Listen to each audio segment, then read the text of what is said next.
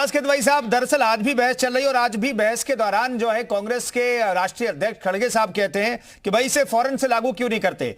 BJP अध्यक्ष जवाब देते हैं कि भाई इसे फौरन से लागू कैसे कर सकते हैं, कायदे कानून से चलती है सरकार। तो आपको कायदे कानून क्या विपक्ष को समझ में बात नहीं आ रही है क्या? क्योंकि हमने निशिकांत दुबे को भी कल चर्चा की शुरुआत करते हुए देखा, चर्चा में हमने देखा वो भी कह रहे कि भाई फौरन से लागू कर देंगे तो सुप्रीम कोर्ट में से स्ट्राइक डाउन कर दिया जाएगा, इस पर रोक लग जाएगी। तो विपक्ष ये बारीकियां समझना नहीं चाहता, ये समझ करके चाहता है कि भाई ओबीसी और जो अल्पसंख्यक हैं उनकी बात करते रहें। कुंदन जी देखिए, मैंने थोड़ा बहुत कॉन्स्टिट्यूशन पढ़ा है और जो डीलिमिटेशन एक्सरसाइज है उसमें आप ये बताइए कि अगर महिलाओं को आरक्षण देना है तो महिलाओं की तो आबादी करीब 49% है, तो उसमें डीलिमिटेशन का क्या कोई मैंडेटरी क्लॉज आता है कि नहीं, बिना के डीलिमिटेशन करना जरूरी है। आप जो है ये खाली जो भारतीय जनता पार्टी जो है वो आज भूख हमको आज लगी है और खाना इन्होंने सामने रख दिया है और ये बोल रहे हैं कि साहब आप आज नहीं खा सकते, आप 15 साल बाद खाएंगे। तो भारतीय जनता पार्टी की, कुंदन जी देखिए, कथनी और करनी में बहुत फर्क है। दूसरी बात, हमारे अभी भाई भारतीय जनता पार्टी के प्रवक्ता कौशलेंद्र जी बोल रहे थे कि अभी इन्होंने राहुल जी की बात की कि राहुल जी बोल रहे थे पार्लियामेंट में कि खाली 3 कैबिनेट सेक्रेटरी क्यों है, उसका जिम्मेदार कौन है। तो इनके जो एजुकेशन मिनिस्टर हैं मिस्टर धर्मेंद्र प्रधान, उनका मैं पार्लियामेंट में दिया हुआ एक स्टेटमेंट बताता हूं जिसमें उन्होंने पार्लियामेंट में ये बताया था कि जो 45 सेंट्रल यूनिवर्सिटीज हैं कुंदन जी, उसमें जो प्रोफेसर्स की वैकेंसीज थी वो वो थी 2348। उसमें जो जनरल कैटेगरी की थी उसमें 76.8% तो भर दी गई, लेकिन ओबीसी की खाली 14.7% से भरी गई। क्यों? क्या दुश्मनी है ओबीसी से? एसोसिएट प्रोफेसर्स की जो 45 सेंट्रल यूनिवर्सिटीज में जो वैकेंसीज थी वो ओबीसी की 846 थी, वो भरी गई 187, 22%। क्यों? क्या दुश्मनी ओबीसी से? जनरल कैटेगरी की तो आपने 78.9% भर दी। दूसरी बात कुंदन जी मैं ये बोल रहा हूं कि देखिए भारतीय जनता पार्टी की जो सरकार है, भारतीय जनता पार्टी की जो बेसिकली एक इनकी जो विचारधारा है वो ओबीसी विरोधी है। अभी आप देखिए कि इन्होंने हलफनामा देकर के कोर्ट में, सुप्रीम कोर्ट में एफिडेविट देकर के बिहार में जो जातीय जनगणना या जो जातीय सर्वे हो रहा था उसको रुकवाया, और उसके बाद में जब वोट की चोट इनको कर्नाटका में पड़ी कुंदन जी, तो उसके बाद में इन्होंने क्या किया कि फिर एफिडेविट देकर के बोला कि नहीं साहब वो तो मेरी भूल हो गई थी, अब आप करवा सकते हैं। तो क्या है कि इनके आप इंटेंशन पर देखिए कि ये ना तो ओबीसी को आरक्षण देना चाहते हैं, ना तो ये सेंट्रल यूनिवर्सिटीज में प्रोफेसर, असिस्टेंट प्रोफेसर रखना चाहते हैं ओबीसी को, और ना ही ये जातीय जनगणना कराना चाहते हैं, क्योंकि इनका तो इतिहास रहा है कि कोर्ट में एफिडेविट देकर के इन्होंने जातीय जनगणना रुकवाई है। ठीक है विजय जी, क्या तकनीकी दिक्कतें हैं? फराज किदवई साहब तो समझा रहे हैं, लेकिन मैं ये जानना चाहता हूं, दर्शकों को आप बेहतर तरीके से समझाइए क्या तकनीकी दिक्कत है कि सरकार इसे मौजूदा वक्त में नहीं करना चाहती। 2019-30 तक का लक्ष्य रखा गया है। परिसीमन एक जटिल प्रक्रिया हो सकती है इस बार, जैसा कि हमारे साथ हिलाल लखवी साहब भी कह रहे हैं, वो बहुत मुश्किल काम होगा, लंबा काम होगा। तो ये सारे काम के बाद ये महिला आरक्षण को तय करने की जो व्यवस्था सरकार ने की है, इसके पीछे की वजह अगर आप समझा पाए तो।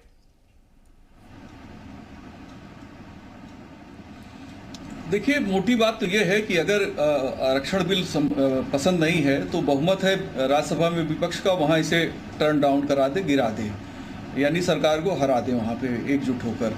सबसे अच्छा विकल्प ये है। और जब 24 में नई सरकार बन के आएगी, वो सरकार अपने हिसाब से नया आरक्षण बिल ले आए और नया महिला आरक्षण बिल लाए जिसमें सारे वो प्रावधान जिनकी मांग की जा रही है वो सारे प्रावधान किए जाएं।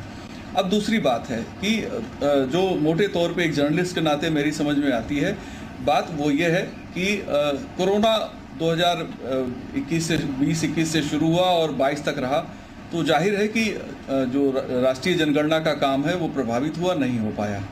अब इसमें जो परिसीमन की बात है, पहले भी परिसीमन पे रोक लगाई गई थी सिर्फ इसलिए कि जो बात हिलाल भाई कह रहे हैं बहुत जेन्युइन बात है कि दक्षिण भारत के लोगों ने आपत्ति की कि अगर आप आबादी के हिसाब से सीटें बढ़ाएंगे तो आपकी सीटें तो बढ़ जाएंगी। हमने आबादी रोकी सन 47 के बाद। हाँ, नहीं घटेगी नहीं, लेकिन वो सीटें अनुपात में नहीं बढ़ेंगी। क्यों? हाँ। केरल जैसा राज्य है जिसने अपनी आबादी की रफ्तार को कम रखा, तो क्या उन्होंने गुनाह किया? क्या दक्षिण भारत ने गुनाह किया कि आज जब जनसंख्या को रोका उन्होंने, तो क्या उन्होंने गुनाह किया? और जो जनसंख्या बढ़ाएंगे, क्या लोकतंत्र पे उनका कब्जा कर लेना जायज है? तो ये बहुत ही एक ऐसी बात है जिसपे बहस होनी चाहिए, और इस बहस को आगे ले जाइए। अगर आप रिजर्वेशन में, तो पुरुषों का ओबीसी रिजर्वेशन क्यों नहीं डिमांड हो रही है लोकसभा में? उसमें भी डिमांड होनी चाहिए कि लोकसभा में और विधानसभाओं में ओबीसी पुरुष, क्या ओबीसी पुरुष पिछड़े और पीड़ित नहीं है? उनकी भी मांग होनी चाहिए कि आप वहां भी मांग करें, महिलाओं की भी मांग करें। जैसे दलित महिलाओं के साथ मिल गया दलित महिलाओं को रिजर्वेशन, वैसे ही पुरुष रिजर्वेशन करा लेते तो मुझे लगता है समस्या का समाधान ही हो जाता। और इस बात को पुरजोर तरीके से रखना चाहिए कि ओबीसी पुरुष रिजर्वेशन भी होना चाहिए, सीटें रिजर्व कर दी जाएं। मैं समझता हूं कि इसका जिस तरीके से खिचड़ी पकाई जा रही, जलेबी बनाई जा रही है कि पार्लियामेंट में समर्थन और जनता को मैसेज देने की, जनता देख रही भैया, सोशल मीडिया पे, सारे स्मार्टफोन पे, यूट्यूब चैनल से और तमाम दूसरे माध्यमों से जनता देख रही है। दरअसल विपक्ष की दुविधा यही है, विपक्ष जो है खाना भी चाहता है और खा भी नहीं पा रहा है। उसे संशय है कि कहीं मेरे खाने का फायदा बीजेपी को न मिल जाए। और बीजेपी ने बिल पेश कर दिया, बीजेपी ने कहा कि भाई हम इसको पेश कर दे रहे हैं, आगे जब जनगणना कराएंगे और परिसीमन तो 26 के बाद होना ही है, 26 तक ही परिसीमन पर रोक है। हाँ। और जनगणना अगर 24 के बाद शुरू होती है, 26 तक जनगणना हो जाएगी तो 27 में परिसीमन भी हो सकता है। लेकिन सवाल यह है कि राजनीति फिर कैसे होगी? तो राजनीति करने के लिए चाहिए ना, लेकिन ऐसी राजनीति बहुत दुविधापूर्ण है कि एक जगह हम स्टैंड कुछ और ले रहे हैं और बाहर स्टैंड नहीं। विजय जी, मौजूदा परिस्थितियों में क्या आरक्षण को लागू किया जा सकता था? मौजूदा हालात में, मौजूदा सीट के हिसाब से नहीं हो सकता था, इसलिए नहीं हो सकता है। हाँ। देखिए, इसलिए नहीं हो सकता है। मौजूदा कितना समय बचा है लोकसभा चुनाव में? 6 महीने। बिल्कुल 6 महीने में सीटों को रिजर्व करने का जो प्रोसेस है वो हो ही नहीं सकता। बिल्कुल। और जब उसमें आपत्तियां मंगाई जाएंगी, तमाम चीज ठीक वैसे ही हो जाएगा जैसे नगर निगम का चुनाव। उत्तर प्रदेश में नगर निगम के चुनाव घोषित किए गए रैपिड सर्वे के आधार पर, सुप्रीम कोर्ट ने रोक दिया। फिर 6-7 महीने चुनाव रुका रहा, नया आयोग बना, उसने जातीय जनगणना की रिपोर्ट दिया, फिर चुनाव हुए। वही हालत लोकसभा की हो सकती है। ठीक है फराज किदवई साहब, ये दिक्कत थी। ये मोटी बात है, इसमें बारीकियां और भी है। ठीक है, दोनों जल्दी से, फराज किदवई साहब और हिलाल नकवी, दोनों से। लेकिन फराज किदवई साहब, सबसे पहले आपसे, ये दिक्कत थी इसलिए मौजूदा वक्त में तो नहीं हो सकता था लागू। कुंदन जी देखिए, विजय जी को मैं बताऊं कि अभी विजय जी ने बोला कि देश की जनता जो है सबके हाथ में स्मार्टफोन है और वो सब देख रही है, लेकिन मैं आपको बताना चाहूंगा कि देश के 31% महिलाओं के पास ही फोन, स्मार्टफोन तो छोड़ दिए, खाली फोन है। तो आज जो देश की महिलाओं की हालत है उसका जो आप मेजर कारण आप ये कुंदन जी समझ सकते हैं कि जो पॉलिटिकल रिप्रेजेंटेशन है वो नहीं है। पॉलिटिकल रिप्रेजेंटेशन अगर कभी किसी ने देने की बात कही या दिया तो या तो कांग्रेस की सरकार में राजीव गांधी जी ने दिया या श्रद्धेय मुलायम सिंह यादव जी ने हमेशा जो है वो ओबीसी और महिलाओं की बात की। फराज किदवई साहब, साथ में ये भी बता दीजिए, 31% जो महिलाएं हैं वो अल्पसंख्यक वर्ग से आती हैं, ओबीसी से आती है, एससी से आती हैं, एसटी से आती है, क्योंकि इसी आधार पर आप लोग आरक्षण की भी डिमांड कर रहे हैं। जल्दी से सर।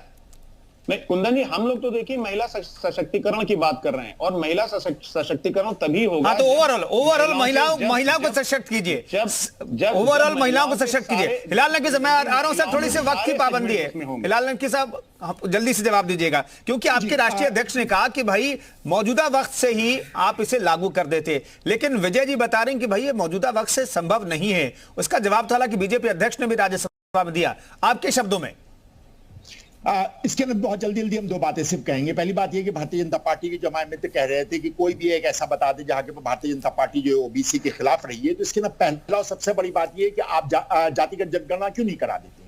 अगर आप जो है वो किसी को उनका हक देना चाहते हैं तो आप उनकी जातिगत जनगणना करा दीजिए ना। दूसरा ये है कि अभी जो आ रहा है, बिल आ रहा है जिसके अंदर आप ओबीसी महिलाओं को रिजर्वेशन दे सकते हैं, आप उसके खिलाफ खड़े हुए हैं। ये दूसरी बात हो गई। अब रही बात विजय भाई की, विजय भाई जो कह रहे हैं कि इस वक्त लागू नहीं किया जा सकता है इसलिए क्योंकि अभी 6 महीने चुनाव के रह गए, इतनी जल्दी ये काम नहीं हो सकता है। तो आप उसके अंदर डेट डाल दीजिए कि 2029 का जो चुनाव होगा वो इसी इसके साथ होगा। आप वो डेट भी तो नहीं दे रहे हैं। आपकी अगर मंशा होती तो आपने 2029 की ही डेट दे दी। ठीक है लाल नकवी साहब, बहुत थोड़ा सा कम वक्त बचा है। सुभाष यादव साहब कहीं पर खोट, आप जो कि गठबंधन के सहयोगी हैं, 10 सेकंड में सुभाष जी, कहीं पर खोट है क्या नियत में? देखिए, मैं नहीं समझता कहीं खोट है। हाँ। नहीं, बिल्कुल कहीं कोई खोट नहीं, हमारी नियत बिल्कुल सही एकदम स्पष्ट है। लेकिन जिस प्रकार विपक्ष आरोप लगा रहा है, मैं समझता हूं कि आप समर्थन भी कर रहे हैं, उसके बाद दिखावे की राजनीति करने के लिए विरोध भी कर रहे हैं। तो विपक्ष कहीं ना कहीं विजय उपाध्याय साहब कोई टाइम बाउंड होना चाहिए था क्या? आपको जानकारी अभी 2029 आपने टाइम दे दिया, टाइम बाउंड है कि नहीं है? जल्दी कुंदन जी, विजय जी जल्दी से नहीं मैं बता रहा हूं, अगर इनको भरोसा नहीं है, अपोजिशन को ये भरोसा नहीं है कि 24 में वो जीतेंगे, तब तो टाइम की बात होती है। मैं समझता हूं कि अपोजिशन चुनाव जीते, आए और इसमें ओबीसी रिजर्वेशन करे और जल्दी से परिसीमन कराकर 29 के 27 में फिर से चुनाव कराते। चलिए बहुत बहुत धन्यवाद तमाम मेहमानों का चर्चा में शरीक होने के लिए। तो